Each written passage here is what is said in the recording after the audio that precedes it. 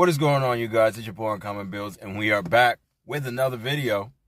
Let's get into the video. Peanut butter jelly time. Peanut butter jelly time. Peanut butter jelly time. Peanut butter jelly time. Peanut butter. Everyone has been hearing about the acceleration issue with the Dodge Charger Daytona EV without the drivers actually touching the pedals. So we're going to go ahead and get into this article by CARSCOOPS. I believe the author is Stephen Rivers.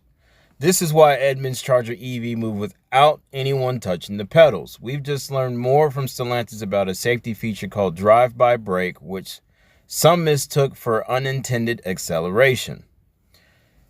Stellantis just proved CARSCOOPS with additional insight on its drive-by brake feature. The system helps drivers avoid getting stranded in the middle of the road unexpectedly.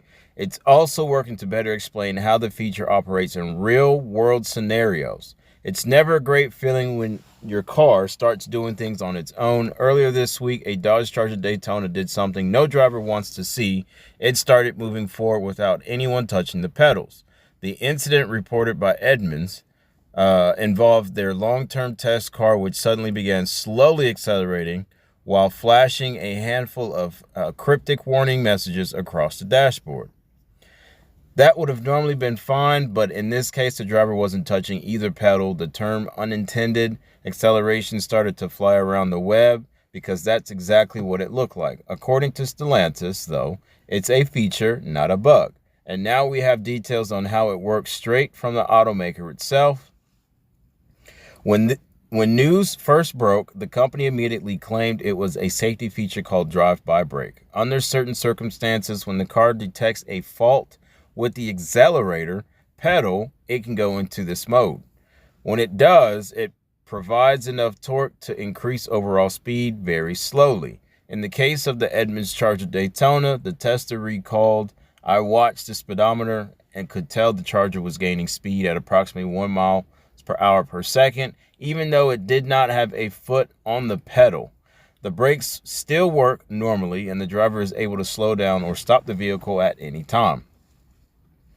According to Stellantis, drive-by brake isn't exclusive to the Charger Daytona or even electric vehicles. It says the feature has been in use for years across various internal combustion models as well. But when asked which specific vehicles included, the company didn't provide any examples. It also didn't offer documentation or prior consumer-facing material showing it had ever prompted the system. That said, Stellantis did get back to us with some more details on the feature. Specifically, it says that drive-by brake is certainly active in multiple North American models across its ICE and XHEV and BEV platforms. Drivers see a notification in the instrument cluster, service engine soon, or service propulsion system, along with an icon, either a turtle symbol or a wrench symbol, when drive-by brake is active, a spokesperson told us. They went on to explain how the system functions and what drivers can expect in drive-by brake. The torque delivered by the powertrain is limited and applied in a gradual manner, but is enough so the vehicle can safely maneuver. If the fault were to occur at freeway speeds approximately 50 miles per hour, in essence, the safety feature prevents the car from stalling and sitting idle at the spot where the fault occurs. Frankly, that's a really smart move, since sitting idle in an active lane can be wildly dangerous. It's also worth nothing that Stellantis says it designed the feature specifically so that brake engagement interrupts the torque feed and brings the car to a stop. Still, a question remains. Why not flash a clear message to the driver that explains that they should expect acceleration? Stellantis doesn't say, but it did confirm multiple times that it is reviewing in-vehicle messaging and other consumer info to ensure the feature is intuitive and easy to understand. And as for why turning the car off and back on again sometimes clears the issue, that's part of the system too, says Stellantis. The vehicle's control system checks for faults at every key on event.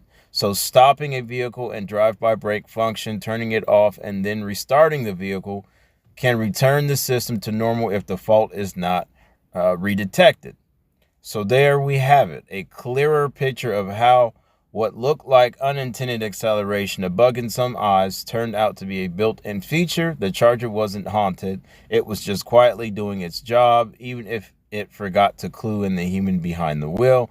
I don't know about y'all, but this feature does not sound like it's safe. I've never heard of drive-by brake, and I guess because I don't drive an EV or any of the EV brands out there, but apparently the EV has been having some issues anyway. Not only that, but with braking and some other, electrical issues. And the crazy part about it is all of these cars now and these days with all this technology, like for whatever reason, I get it. More technology, self-driving. It's more of a computer now than what the cars used to be.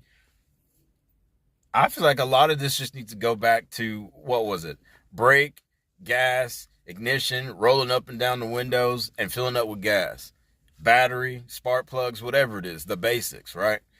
But I think technology is getting to a point to where now, and I know y'all have seen, cars driving themselves like Waymo. I think it's Waymo or Waywo. I don't know what it is. It's something like that. I was actually driving down the street or going to, I was going somewhere. And this is the first time I ever heard of this company. But I took a video because I'm like, wait a minute. I know I just saw that car and there was nobody driving that car. And maybe I live under the rock. I don't know. But I've never heard of this company before. But the car was actually driving by itself. Driving better than any human being that I know of. Turn signals, all that. Braking, all that. Letting you know, hey, I'm about to make this turn every which way. But I feel like, I'm pretty sure a lot of us have seen that iRobot, right? iRobot, where the robots take over, IA, whatever. Cars driving by themselves. Yeah, cars driving by themselves might be cool, but that's to me, it's like you don't really have control. I don't feel like the technology is there enough for, I guess, the cars to be allowed to be driving by themselves. It's just a lot of unsafe features. It's technology, it's electronic. There's always going to be an issue somewhere. And, even with the EV, they had the first 2 or 3 crashes, and the first 3 of 2024 were in, a salvage yard or an auction yard or whatever that is.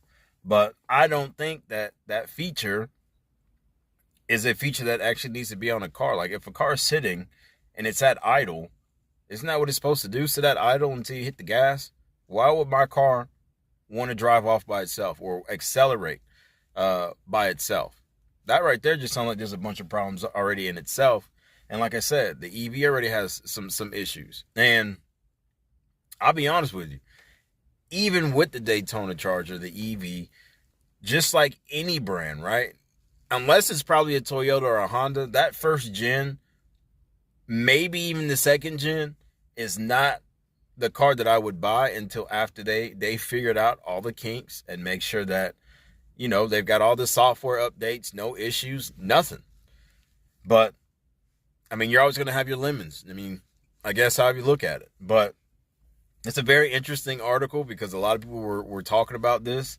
And I guess Stellantis finally came out and was just like, well, this is what it is. And, it's not a bug, but to me, it sounds like a bug. I don't know about y'all, but it sounds like a bug to me.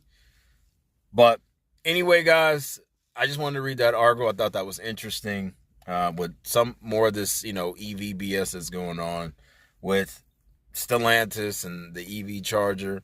And like I said, the car looks great. The car looks okay. It's just not a preferred taste for me. I'm not an EV fan. Maybe later on in the future, whatever. If I had to go EV, I don't know what I would get. But hands down, and anybody can agree to disagree, guys. It's free in the comments. But the electric Hummer is probably, and I said this in one of my other videos, is probably one of the best looking EVs that is out there today. I see them all the time when I'm, if you're in the Atlanta area, I see them all the time in Smyrna, Brookhaven, and Gwinnett. They are they're beefy, and they look badass. Now I'm talking about the Hummer, the new Hummer, electric Hummers that have the what is that? Look like an SUV. I'm talking about that's got the actual tailgate on it.